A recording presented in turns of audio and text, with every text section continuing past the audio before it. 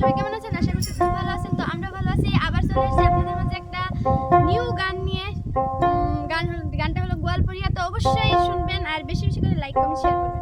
গানটা শুনুন, অনেক সুন্দর গান গায়। আমি গানটা শুরু করে দেই। আজকে না তোর আশেপাশে, তোর কি থাকে মাসে মাসে, তোর ছোট বোন